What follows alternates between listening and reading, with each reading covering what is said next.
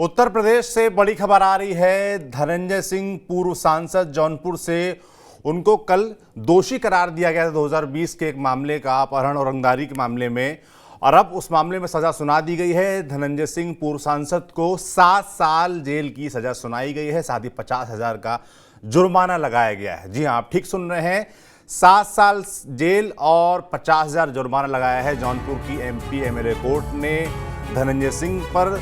धनंजय सिंह ने अभी हाल में ही सोशल मीडिया के जरिए ऐलान किया था कि वो जौनपुर लोकसभा से चुनाव लड़ेंगे। किस पार्टी से लड़ेंगे अभी ऐलान नहीं किया था, मगर इस ऐलान के 2 दिन बाद उन पर एक पुराने केस में फैसला आया जिसमें उनको दोषी करार दिया गया और आज अभी फिलहाल सजा सुना दी गई है जौनपुर के MP MLA कोर्ट की तरफ से कि धनंजय सिंह को 7 साल जेल काटनी पड़ेगी, साथ ही 50,000 का जुर्माना लगाना पड़ेगा। इसके अलावा आज हम बात करेंगे बीजेपी में आए पूर्व सांसद राजेश मिश्रा के बारे में, साथ ही आजमगढ़ में BSP किससे गठबंधन कर अखिलेश की मुश्किलें बढ़ाएगी, और अखिलेश यादव संभल गए थे, वहां कौन कौन से सपा विधायक शफीकुर रहमान बर्ग के घर उनके साथ नहीं, इन सब मुद्दों पर बात करेंगे। मगर शुरुआत जो फिलहाल हमारे पास ताज़ा खबर है वो है जौनपुर से, उस पर बात करेंगे। और बात करने के लिए हमारे साथ जुड़ेंगे रोजाना के तरीके हमारे वरिष्ठ साथी पंकज झा जी, जो कि लखनऊ में है। पंकज जी, बड़ी खबर आ गई है जिस पर हम कल भी बात कर रहे थे कि धनंजय सिंह क्या बीजेपी के लिए चैलेंजर बन पाएंगे, मगर शाम को खबर आई कि वो दोषी करार दिए गए पुराने मामले में और अब उनको सजा सुना दी गई है। तो आप फिलहाल क्या देख रहे हैं, सजा को आप कैसे देख रहे हैं?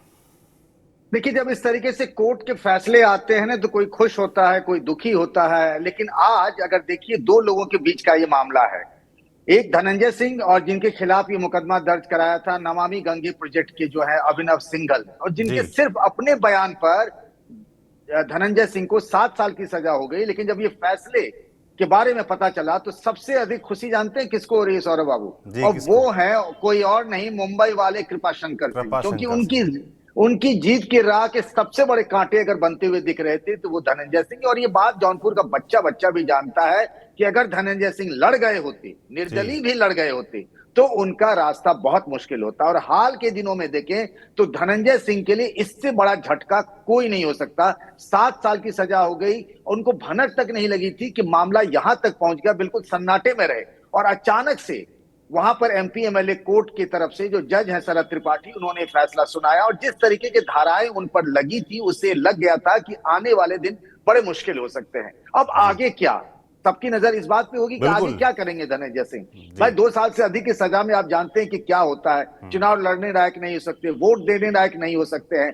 अब अगर उनकी सजा को ऊपरी अदालत, चाहे वो हाई कोर्ट हो या सुप्रीम कोर्ट हो, उनके कन्विक्शन पर अगर स्टे लगा देती है तभी वे चुनाव लड़ सकते हैं, जिसकी संभावना आज की तारीख में मुझे लग नहीं रहा कि आगे क्या होगा, कहना मुश्किल है। ये तो जुडिशरी के दांव पे जानने वाले ही लोग जानते होंगे, लेकिन राह बहुत कठिन है। और अगर धनंजय सिंह जो लगातार लोकसभा का चुनाव लड़ते रहे, किसी न किसी पार्टी से या फिर निर्दलीय से, 2 बार विधायक रहे, 2002 में आप जानते हैं पहली बार वो रारी से विधायक चुने गए थे, फिर वो विधायक चुने गए, उसके बाद फिर वो सांसद बन गए BSP से, और इस बार उन्होंने पूरी ताकत लगा रखी थी। अगर उनके सोशल मीडिया प्रोफाइल पर जाकर देखिए तो लगातार वो चुनाव प्रचार कर रहे हैं बिना झंडे और बैनर के, क्योंकि वो मान चुके थे कि मुझे किसी न किसी पार्टी से चुनाव लड़ना है। जैसा मैंने कहा कि 2 दिन पहले उनकी अखिलेश यादव से मुलाकात हुई, राहुल सिंह जो प्रतापगढ़ के नेता है, उनकी एक शादी थी, उसमें मुलाकात हुई। और ये लग रहा था, अगर आप जाकर देखिए सोशल मीडिया में, तो समाजवादी पार्टी के समर्थक भी धनंजय सिंह के रील को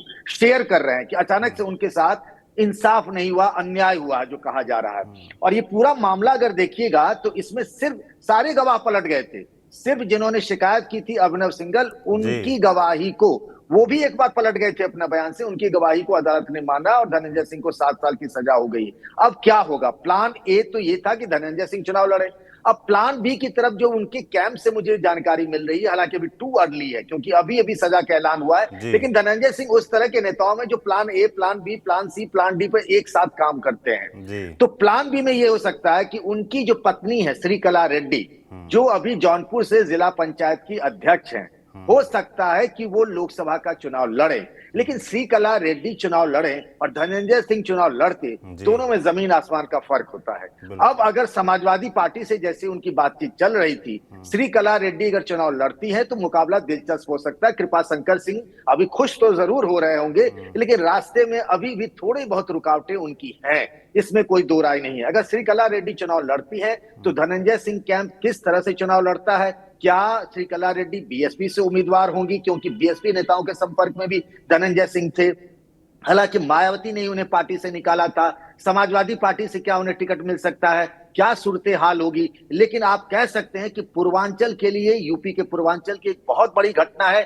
धनंजय सिंह जिस तरीके से उनको इस मामले में 7 साल की सजा हुई है, उनका राजनीतिक भविष्य बहुत ही संकट में चला गया है। लगातार चुनाव लड़ते रहे, विधानसभा का, लोकसभा का हारते रहे। इस बार उन्होंने बहुत सारी उम्मीदें लगा दी थी। पहले तो उन्होंने सोचा था कि जेडीयू में राष्ट्रीय महासचिव बनकर, जब पहले ये सोचा था इंडिया गठबंधन में समाजवादी पार्टी उनके लिए सीट छोड़ देगी तो वो चुनाव लड़ लेंगे। फिर ये हुआ कि जब नीतीश कुमार खुद एनडीए में चले गए तो उनके पास एक विकल्प था और वो सोच रहे थे, उस तरीके से वो चाहते भी थे कि कम से कम यूपी में जिस तरीके से समाजवादी पार्टी के लिए कांग्रेस ने मध्य प्रदेश में खजुराहो की सीट छोड़ी, शायद बीजेपी जौनपुर की सीट छोड़ दे, लेकिन वहां तो कृपाशंकर सिंह उम्मीदवार हो गए बीजेपी के, तो उनकी वो उम्मीद भी चली गई। फिर वो समाजवादी पार्टी के संपर्क में थे, अखिलेश यादव से मुलाकातें की, बीएसपी के नेताओं से मुलाकातें की, लेकिन बीच में ये कानूनी फैसला आ गया है, अदालत का बड़ा फैसला आ गया है, 7 साल की सजा हो गई है। अब उनके वकील क्या करते हैं, उनके कैंप के लोग क्या करते हैं, लेकिन प्लान भी ये है कि उनकी पत्नी श्रीकला रेड्डी चुनाव लड़े, क्योंकि उनको चाहते हैं कि अगर सियासी जमीन धीरे धीरे खिसक जाएगी